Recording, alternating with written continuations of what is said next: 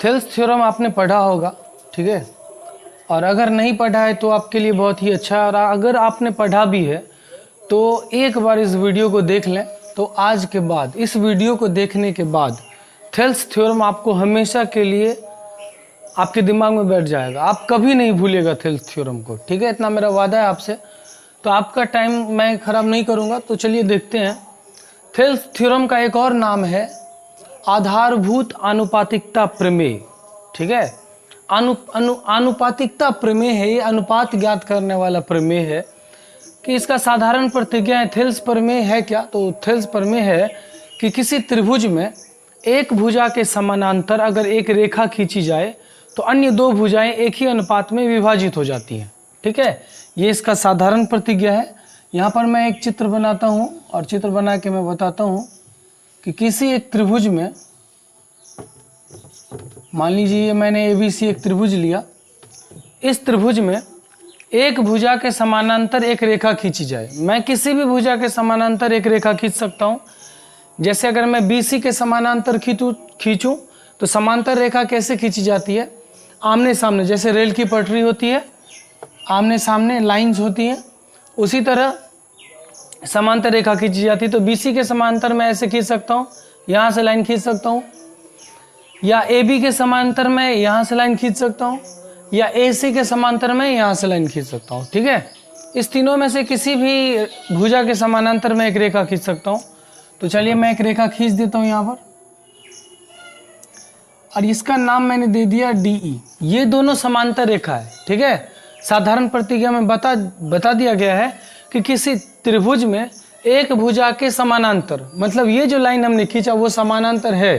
ये दिया हुआ है कि ये जो भुजा हमने खींचा ये इसके समानांतर है। तो बाकी की जो दो भुजाएं हैं, अन्य दो भुजाएं, मतलब इस त्रिभुज के बाकी की दो भुजाएं ये हुई AB और AC। ये दोनों भुजाएं, ये जो भुजाएं बची हैं AB और AC, ये अन्य दो भुजाएं बची BC को छोड़ करके। तो बाकी के जो दो भुजाएं हैं, अन्य दो भुजाएं एक ही अनुपात में, देखिए जैसे ही मैंने AB पर और AC पर को मिलाकर के जैसे ही मैंने ये लाइन खींचा तो क्या हुआ, AB के बीच में एक बिंदु आ गया है D। मान लीजिए ये AB है, लाइन AB है, इसके बीच में आ गया बिंदु D। तो ये क्या हुआ, ये एक रेशियो में बट गया, ये एक अनुपात में बट गया। मान लीजिए यहाँ से यहाँ तक की दूरी है 5 और यहाँ से यहाँ तक की दूरी है मान लीजिए 7, ठीक है। तो इस AB का जो रेशियो में बटा है, ये रेशियो बन गया आपका 5:7, ठीक है। तो AB के बीच में जैसे ही बिंदु यहाँ पे आया कहीं पे, ठीक है, तो ये जो AB है वो दो अनुपात में बढ़ चुकी है, जिस अनुपात का नाम है AD बट्टा DB या AD/DB। तो AD और DB ये अनुपात में बढ़ा। उसी तरह राइट साइड से अगर हम देखते हैं तो ये भी अनुपात में बढ़ गया है, AE अनुपात EC। ये आपको सिद्ध करना है कि अगर ये दोनों समांतर हो तो ये जो दोनों भुजाएं हैं वो एक ही अनुपात में बढ़ जाती है, ये सिद्ध करना है, ठीक है। तो साधारण प्रतिज्ञा जो है आपके सवाल में दिया रहेगा, इसमें कोई प्रॉब्लम नहीं है। और विशेष प्रतिज्ञा हम कैसे लिखेंगे? तो साधारण प्रतिज्ञा को पढ़ करके हम विशेष प्रतिज्ञा लिखेंगे। सबसे पहले साधारण प्रतिज्ञा को पढ़ेंगे और इससे हम चित्र बनाएंगे, ठीक है। चित्र बन जाएगा तो चित्र बनाने के बाद हम विशेष प्रतिज्ञा लिखेंगे। क्या लिखेंगे विशेष प्रतिज्ञा में? कि माना कि ABC एक त्रिभुज है जिसमें BC के समानांतर DE खींचा गया है, ठीक है। माना कि त्रिभुज ABC में DE समानांतर BC खींचा। शॉर्टकट में लिख दिया कि त्रिभुज ABC में DE समानांतर BC, मतलब ये जो DE है वो BC के समानांतर, ये समानांतर का चिन्ह है, तो DE जो है वो BC के समानांतर हमने खींच दिया। तो ये हो गया विशेष प्रतिज्ञा खत्म, क्योंकि चित्र में इतना ही दिया हुआ है, साधारण प्रतिज्ञा में इतना ही बताया गया है। अब जो सिद्ध करना है वो आपको नीचे लिखना है यहाँ पे कि सिद्ध करना है। क्या सिद्ध करना है? तो सिद्ध करना है कि बाकी के जो ये दो भुजाएं हैं, ये जो AB और AC जो भुजाएं हैं वो एक ही अनुपात में बढ़ जाती है। मतलब AD अनुपात DB, AD बट्टा DB बराबर AE बट्टा EC, ये दोनों बराबर होंगी, एक ही अनुपात में बढ़ जाती है। मतलब इसका अनुपात और इसका अनुपात, दोनों अनुपात क्या होगा, बराबर होगा। ठीक है, ये आपको सिद्ध करना है। तो देखिए, सिद्ध करने के लिए हमें रचना करना पड़ेगा या नहीं, यहाँ पे आपको दिमाग लगाना है। ठीक, ये बात आपको कोई नहीं बताएगा। तो सबसे पहले देखिए कि अगर हम सोचते हैं, थोड़ा दिमाग लगा करके थोड़ा इस चित्र को आराम से देखते हैं, और चित्र को अगर हम ध्यान से देखें और सोचें, तो अगर हमें मान लीजिए अगर हमें ये सिद्ध करना है AD अनुपात DB बराबर AE अनुपात EC, अगर हमें सिद्ध करना है तो हमें इतना बट्टा इतना करना पड़ेगा, मतलब ये ऊपर वाला बट्टा नीचे वाला। तो अगर हम ध्यान से देखें तो ऊपर में हम देख रहे हैं कि त्रिभुज का चित्र है, और नीचे में तो ये कौन सा चित्र हो गया, ये तो चतुर्भुज हो गया, 1 2 3 4 भुजाएं, चतुर्भुज। तो ऊपर में त्रिभुज और बट्टा चतुर्भुज, तो त्रिभुज और चतुर्भुज का अनुपात कैसे निकल सकता है।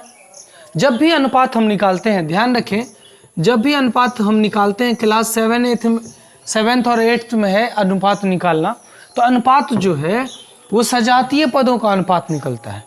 मतलब अगर हम बोले कि 10 रुपया और 50 पैसे का अनुपात निकालें, ठीक है, 10 रुपीज़ एंड 50 पैसे का अनुपात, तो ये इसका अनुपात नहीं निकलेगा, क्योंकि ये रुपया है, ये पैसा है। कब निकलेगा, या तो इस रुपया को पैसा में बदल दो, इसे गुना कर दो 100 से, या इस पैसा को रुपया में बदल दो, इसे 100 से डिवाइड कर दो। कोई एक कंडीशन करना है, इसको 100 से गुना कर दिए तो मान लीजिए ये भी पैसा बन गया, रुपया था, पैसा बन जाएगा, तब दोनों का रेशियो आराम से निकाल लेंगे। तो जब भी अनुपात निकलता है, अगर बोल दिया जाए कि 10 kg और 50 सेंटीमीटर, इस दोनों का रेशियो क्या होगा, तो इसका रेशियो हम कभी नहीं निकाल सकते हैं, क्योंकि ये kg है, किलोग्राम में भार है, और ये 50 सेंटीमीटर है, मतलब ये लंबाई का बोध करा रहा है। तो इस दोनों की जो जाति है वो बिल्कुल अलग है। ठीक है, तो समान जाति में अनुपात निकाला जाता है। तो अगर हम ऊपर बट्टा अगर हम नीचे करना चाहें, सोचें, तो ऊपर में त्रिभुज है, नीचे में चतुर्भुज है, ठीक है, तो इसका अनुपात हम नहीं निकाल सकते। कैसे ऊपर त्रिभुज का अनुपात बट्टा चतुर्भुज नहीं कर सकते, तो क्यों ना हम ऊपर में अगर त्रिभुज है तो नीचे में भी अगर त्रिभुज बना दिया जाए, ठीक है, तब तो दोनों के क्षेत्रफल का रेशियो हम निकाल सकते हैं आराम से। ठीक है, तो नीचे में भी अगर हम त्रिभुज बनाने की कोशिश करें तो त्रिभुज कैसे बनेगा, तो देखें कि अगर हम इस ऊपर में त्रिभुज ये लें और नीचे में अगर हम त्रिभुज बनाएं इधर से, तो अगर हम इस लाइन को मिला दें इस लाइन से, ये लाइन हमने मिला दिया, तो देखिए नीचे में ये छोटा सा त्रिभुज बन गया है। ठीक, तो अब तो हम इस त्रिभुज का और इस त्रिभुज का रेशियो निकाल सकते हैं। तो रेशियो हम क्या निकालेंगे, किस चीज़ का रेशियो निकालेंगे, भुजा तो हमें पता नहीं है। ठीक है, भुजा हमें पता नहीं है, तो भुजा का रेशियो हम नहीं निकाल सकते हैं, क्योंकि भुजा का रेशियो अगर हमने निकाल दिया था तो डायरेक्ट प्रूव हो जाएगा, भुजा हमें पता है ही नहीं। तो क्षेत्रफल का रेशियो हम निकाल सकते हैं। ठीक है, क्षेत्रफल, दोनों का क्षेत्रफल निकाल करके दोनों के क्षेत्रफल का अनुपात हम निकाल सकते हैं आराम से। ठीक, तो चलिए, तो हम निकालते हैं इधर से इस त्रिभुज का क्षेत्रफल और इस त्रिभुज का क्षेत्रफल, दोनों के क्षेत्रफल का अनुपात इधर से ले रहे हैं, लेफ्ट साइड से। तो अगर हमें सिद्ध करना है, हमें रचना करना पड़े, मान लीजिए रचना करना पड़े, तो देखिए यहाँ पे अगर हम ऊपर वाले त्रिभुज का जब हम क्षेत्रफल निकालेंगे, तो ऊपर वाले त्रिभुज का क्षेत्रफल का सूत्र क्या होता है, half into base into height, 1/2 गुने आधार गुने ऊंचाई होता है। तो ऊपर में अगर हम देखें तो इसमें जो आधार और ऊंचाई है, ये आपको सोचना पड़ेगा कि देखिए हमें इसका रेशियो करना है, निकालना है, AD बट्टा DB करना है। तो आपको फोकस करना है AD और DB पे, AD और DB पे फोकस करना है। तो AD और DB को हम आधार मान के चलते हैं कि AD और DB मेरा क्या हो गया, आधार हो गया। तो ये अगर हम AD और DB ऊपर वाले त्रिभुज के लिए इसको आधार मान लेंगे और नीचे वाले त्रिभुज के लिए इसको आधार मान लेंगे, तो इस दोनों को अगर हम आधार मान के चलें तो आधार ये हो गया। तो हमें बस ऊंचाई निकालनी है, तो ऊंचाई तो दिया नहीं है, तो ऊंचाई क्या करेंगे, खींच लेंगे अपने मन से। तो एक ऊंचाई हम चलिए खींचते हैं यहाँ से, इसके लिए ये आधार है, तो आधार पर ही ऊंचाई आकर टिकती है, तो यहीं से खींचना पड़ेगा। यहाँ से हम ऊंचाई खींच देते हैं। ठीक है, और इस त्रिभुज में, ये नीचे वाले त्रिभुज में जो है, तो इसमें हम कहाँ से, सामने में कोई एंगल है नहीं जो हम यहाँ से इस भुजा पर, यहाँ से यहाँ इस पर ऊंचाई खींचा नहीं जा सकता है। तो हम ये जो ऊंचाई हमने खींचा, तो हम ये मानेंगे कि ये जो ऊंचाई है वो इस पूरे भुजा पर है, ए से लेकर के बी, ये जो लाइन है, ए बी जो लाइन है, इस पूरे लाइन के लिए ये ऊंचाई है। इस ऊंचाई का नाम दे दिए, मान लीजिए जी दे दिए हमने, या ई तक है, A B C D E तक माना है, तो चलो एफ मान लेते हैं इसको। अगर हम एफ दे दिए तो ये जो ऊंचाई है, ये जो लंब है, ई एफ जो लंब है वो पूरे ए बी पर खींचा गया है, ठीक है। तो हम रचना में लिखेंगे कि ई एफ लंब ए बी, ई एफ लंब खींचा किस पर, ए बी पर, ई एफ लंब ए बी खींचा तथा बी को सी से मिलाया।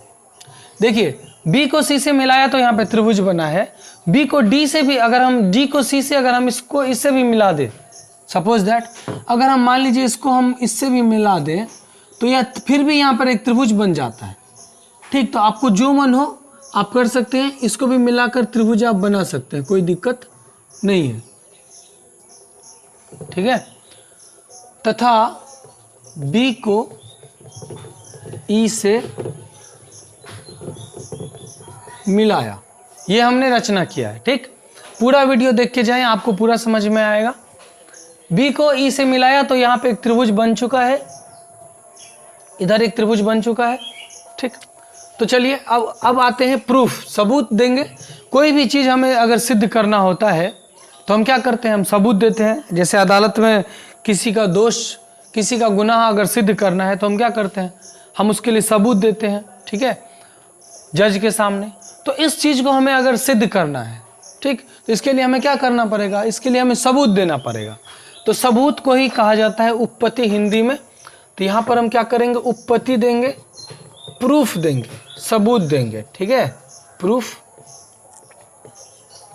हाँ, अब क्या सब प्रूफ देंगे, यही देखने वाली चीज़ है। तो आराम से ध्यान से देखें बैठ करके।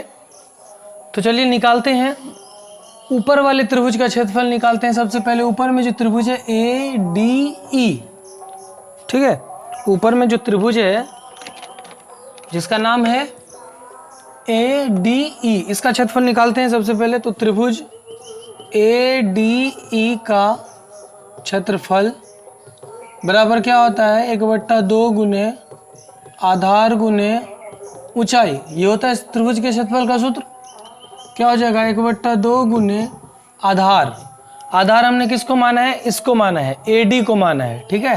तो आधार हो जाएगा ए डी, ऊंचाई किसको माना है, ई एफ को। ये ऊंचाई हमने खींचा इस आधार पर, ये ऊंचाई खींचा गया है, तो ऊंचाई हो गया आपका ई एफ, ठीक है। इसको हम मान लेते हैं समीकरण, अभी नहीं मांगेंगे उसको। आते हैं अब त्रिभुज, अब आते हैं नीचे वाले त्रिभुज में। ये जो नीचे में त्रिभुज खींचा गया है जिसका नाम है डी बी ई, या ई डी बी, या बी डी ई, या बी ई डी, कुछ भी जो मन हो, बी डी ई का क्षेत्रफल। त्रिभुज बी डी ई का क्षेत्रफल, इसका भी क्षेत्रफल वही होगा, 1/2 गुने आधार गुने ऊंचाई। तो 1/2 गुने आधार, इसके लिए आधार क्या होगा, ये आधार होगा इधर से, क्योंकि ये जो ऊंचाई है वो इस ए बी पर खींची गई है। ये जो लंब है ई एफ, जो लंब है यहाँ पे हमने लिखा है, ये जो ई एफ लंब है वो उस पूरे रेखा इस ए बी पर लंब खींची गई है। तो इसका मतलब ये इस ई एफ के लिए ये पूरा आधार हो गया यहाँ से यहाँ तक। तो जब इस त्रिभुज में लेंगे तो ये आधार होगा, और जब इस त्रिभुज में लेंगे तो यही आधार होगा, ठीक है। डी बी हो जाएगा आपका आधार, डी बी। और ऊंचाई क्या होगा, तो लंब तो एक ही खींचा गया है, ई एफ खींचा गया इस पूरे रेखा के लिए, तो लंब यहाँ पर हम लिखेंगे ई एफ, ठीक है। अब क्या करेंगे, दोनों का हम अनुपात निकाल लेते हैं, क्योंकि हमें इतना बट्टा इतना करना है, तो दोनों का अनुपात निकालते हैं। क्षेत्रफल का अनुपात आराम से निकाला जा सकता है, मैंने अभी बताया है। तो दोनों के क्षेत्रफल का अनुपात निकालते हैं।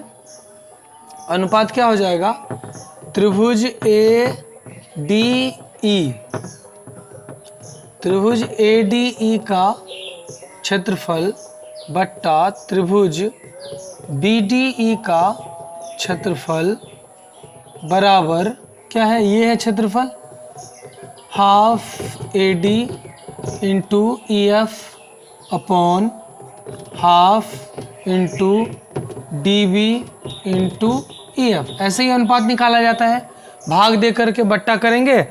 जैसे कि 10 और 12 का अनुपात निकालना होगा, 10 और 12 का अनुपात निकालना होगा, 10 अनुपात 12, तो 10 बट्टा 12 कर लेंगे, काट लेंगे, 2 5 6 10, 2 6 के 12, तो 5 अनुपात 6 हो जाएगा।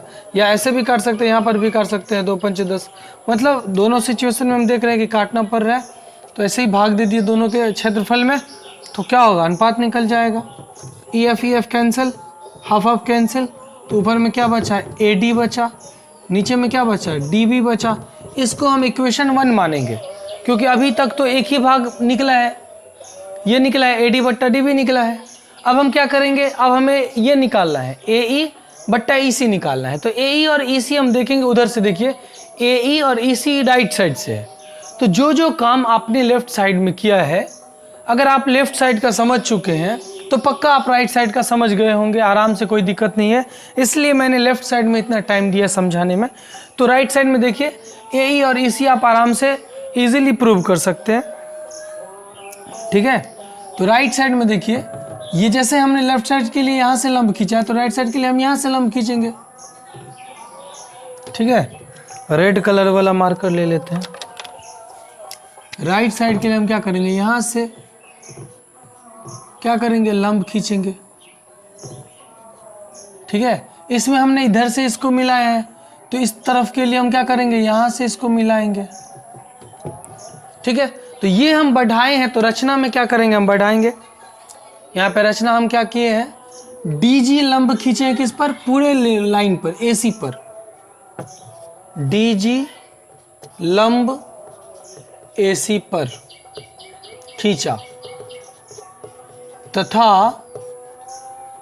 D को C से मिलाया, D को C से मिलाया। ओके, ये आपका रचना अब क्लियर हो गया, कंप्लीट हो गया, रचना अब आपका कंप्लीट हो गया है। ये दोनों, ये पूरा रचना लिखना है आपको। अब हम सबूत, जैसे जो जो काम हम इधर से किए वो काम आप राइट साइड से करेंगे। तो राइट साइड के लिए भी हम देखेंगे कि ऊपर में तो सेम त्रिभुज रहेगा, ADE जो त्रिभुज है वही रहेगा ऊपर में, ठीक है। और सहूलियत के लिए आप क्या कर सकते हैं, सहूलियत के लिए आपको अच्छे से समझ में आए, इसके लिए मैं पुराने लाइन को क्या करता हूँ, मिटा देता हूँ थोड़ी देर के लिए, ताकि जो है आपको अच्छे से समझ में आए, ठीक है। ये लीजिए, मैंने मिटा दिया,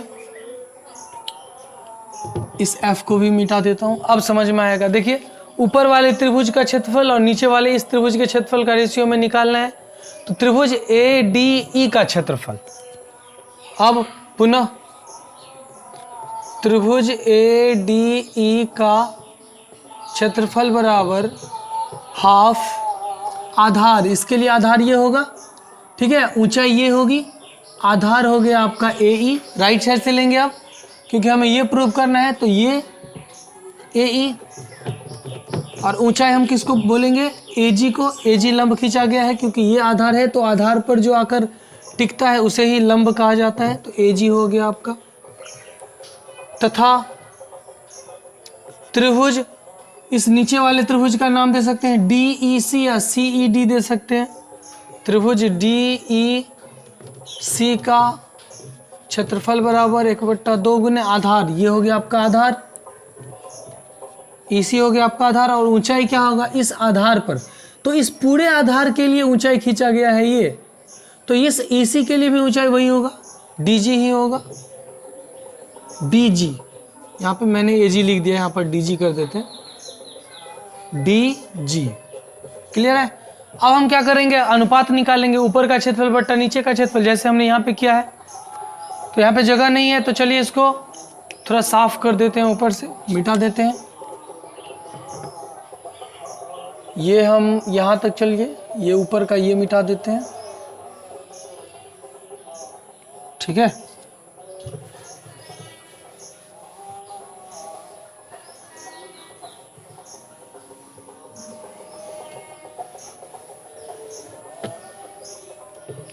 हाँ,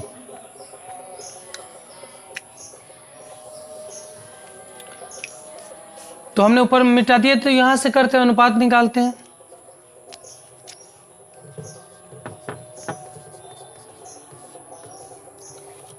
अनुपात हम निकालते हैं त्रिभुज ADE का क्षेत्रफल बट्टा DEC का क्षेत्रफल। ADE का क्षेत्रफल बट्टा DEC का क्षेत्रफल, इस त्रिभुज का क्षेत्रफल।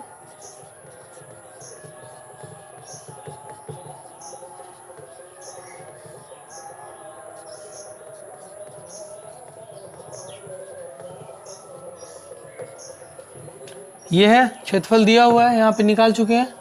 Half AE into DG upon half EC into DG। काट दें जो कट रहा है, half half cancel, DG cancel, तो यहाँ पे बच जाएगा AE अपॉन EC। इसको मान लेते हैं इक्वेशन सेकेंड, समीकरण 2। अब देखिए अगर हम समीकरण 1 और 2 दोनों को अगर हम बराबर कर देते हैं, समीकरण 1 और 2 दोनों को अगर हम बराबर कर दें तो क्या होगा, ये और ये दोनों बराबर हो जाएगा, क्योंकि समीकरण 1 में हमने ये निकाला है और समीकरण 2 में हमने ये निकाला है। तो दोनों को अगर हम बराबर कर दें तो ये दोनों बराबर हो जाएगा। हमारा इक्वेशन क्या होगा, हमारा ये जो थ्योरम है वो प्रूव हो जाएगा। ठीक है, लेकिन ऐसे कैसे बराबर कर देंगे, बराबर करने के लिए हमें कुछ तर्क देना पड़ेगा। ठीक है, ऐसे ही तो बराबर नहीं कर देंगे। तो इस तर्क को देने के लिए यहाँ पर हम तर्क दे रहे हैं, यहाँ पर हम ऐसे दे रहे हैं कि त्रिभुज ADE का क्षेत्रफल बराबर त्रिभुज ADE का क्षेत्रफल। देखिए दोनों समीकरण में, समीकरण 1 में और समीकरण 2 में हम क्या देख रहे हैं कि लेफ्ट साइड में देखिए, लेफ्ट हैंड साइड में बाएं भाग में देखिए कि दोनों समीकरण में ऊपर में जो है ADE का क्षेत्रफल निकला है। एक तरफ से ADE का क्षेत्रफल निकाले थे और दूसरे बार भी क्या किए हैं, दूसरे बार भी हमने ADE का क्षेत्रफल ही निकाला है। तो दोनों सिचुएशन में तो एक ही त्रिभुज का क्षेत्रफल निकला है, तो क्या होगा, दोनों त्रिभुज का क्षेत्रफल क्या होगा, बराबर होगा, क्योंकि एक ही त्रिभुज है ना। तो एक ही त्रिभुज है तो दोनों का क्षेत्रफल क्या होगा, इस दोनों का बराबर होगा, क्योंकि सेम त्रिभुज है। और ये ऊपर वाला तो बराबर हो गया, ये जो ADE और ADE जो है ये तो बराबर है क्योंकि सेम त्रिभुज है। और ये दोनों कैसे बराबर होगा, अगर हम ऊपर इसका ऊपर वाला बराबर हो गया, अगर हम नीचे वाले को भी अगर हम बराबर कर दें तर्क दे करके, ठीक है, इसका रीजन बता करके अगर हम नीचे वाले को बराबर कर दें तो समीकरण 1 और 2 दोनों में लेफ्ट हैंड साइड जो है बायां भाग दोनों का बराबर हो जाएगा। और जब किसी भी समीकरण का जब बायां भाग बराबर हो गया तो उसका दायां भाग भी क्या होगा, बराबर होगा। ठीक है, तो बाएं भाग को हम बराबर करना चाह रहे हैं, तो देखिए ऊपर वाला तो ऐसे बराबर हो गया और नीचे वाले को भी बराबर कर देते हैं और उसके लिए हम तर्क देंगे। देखिए त्रिभुज DEC का क्षेत्रफल बराबर त्रिभुज BDE का क्षेत्रफल। क्यों, इसका कारण देंगे। देखिए ये जो हमने त्रिभुज यहाँ से खींचा था, इधर ये जो हमने लाइन खींचा था तब जो त्रिभुज बना था ये वाला, ठीक है, ये भी कर ही देते हैं, जो हमने जो मिटा दिया था वो भी खींच ही देते हैं, F कर देते हैं, यहाँ पे B है। ठीक, तो ये त्रिभुज, इस त्रिभुज का क्षेत्रफल और इस त्रिभुज का क्षेत्रफल, ये दोनों त्रिभुज का क्षेत्रफल बराबर क्यों होगा, क्योंकि यहाँ पे रीजन देते हैं, क्योंकि ये दोनों त्रिभुज, ध्यान दीजिएगा यहाँ पर, ये दोनों त्रिभुज एक ही समांतर रेखाओं DE तथा BC के बीच स्थित हैं। ध्यान दें, क्योंकि ये जो दोनों त्रिभुज हैं, ठीक है, वो दोनों त्रिभुज एक ही समांतर रेखाओं के बीच स्थित हैं। इसी दोनों समांतर रेखा के बीच में ये वाला त्रिभुज और ये वाला त्रिभुज दोनों स्थित है, ठीक है। और क्या बराबर है दोनों में कि इस दोनों त्रिभुज का जो आधार है, दोनों त्रिभुज का जो बेस है वो सेम है। वो आप देख सकते हैं क्योंकि वो मैं बता रहा हूँ, दिखा रहा हूँ आपको। इस दोनों त्रिभुज का जो बेस है, आधार है, मतलब अगर हमने जो ये त्रिभुज खींचा है, देखिए ये वाला जो त्रिभुज है, ये वाला जो त्रिभुज है, इस त्रिभुज का ये वाला भुजा DE, ठीक है। और हमने जो ये वाला त्रिभुज खींचा है, इस त्रिभुज में भी ये वाला लाइन जो है वो दोनों त्रिभुज में उभयनिष्ठ है। दोनों त्रिभुज में वो वाला लाइन DE जो है वो दोनों त्रिभुज में है, मतलब DE जो है वो दोनों त्रिभुज का बेस हो गया, मतलब दोनों त्रिभुज में उपस्थित भुजा तथा एक ही आधार, यहाँ पर लिख दे सकते हैं, तथा एक ही आधार DE पर स्थित हैं। ओके, तो जब ये दोनों त्रिभुज एक ही आधार पर है, मतलब दोनों त्रिभुज में ये जो DE है वो दोनों का आधार हो गया क्योंकि दोनों त्रिभुज में है, और ये जो दोनों त्रिभुज है वो दो एक ही समांतर रेखाओं, मतलब इस दोनों समांतर रेखा के बीच में है, ठीक है। तो इसलिए ये दोनों त्रिभुज का जो क्षेत्रफल है वो बराबर हो गया। इसका हमने कारण दे दिया यहाँ से यहाँ तक, ये इसका कारण है, ठीक। तो इसलिए समीकरण 1 बराबर समीकरण 2। समीकरण 1 और समीकरण 2 क्या हो गया? बराबर हो गया, क्योंकि लेफ्ट हैंड साइड, दोनों का लेफ्ट हैंड साइड अगर आप देखें तो ऊपर वाला त्रिभुज ऐसे ही हमने बराबर कर दिया है क्योंकि सेम नाम था, और नीचे वाला भी हमने बराबर कर दिया, कारण बता दिया इसका। तो लेफ्ट हैंड साइड बराबर हो गया। जैसे ही लेफ्ट हैंड साइड बराबर हुआ तो इसका राइट हैंड साइड भी क्या होगा? बराबर हो जाएगा। तो समीकरण 1 बराबर समीकरण 2। इसलिए AD बट्टा DB,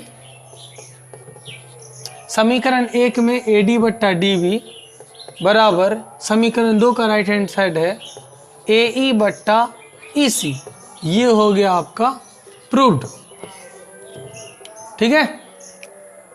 ये क्या हो गया? प्रूव्ड हो गया, सिद्ध हो गया। तो बताइए कैसा लगा, कमेंट करके जरूर बताएं। और दूसरा नंबर जो थ्योरम है, थेल्स थ्योरम का जो दूसरा है, वो इसका विलोम है, इसका उल्टा है।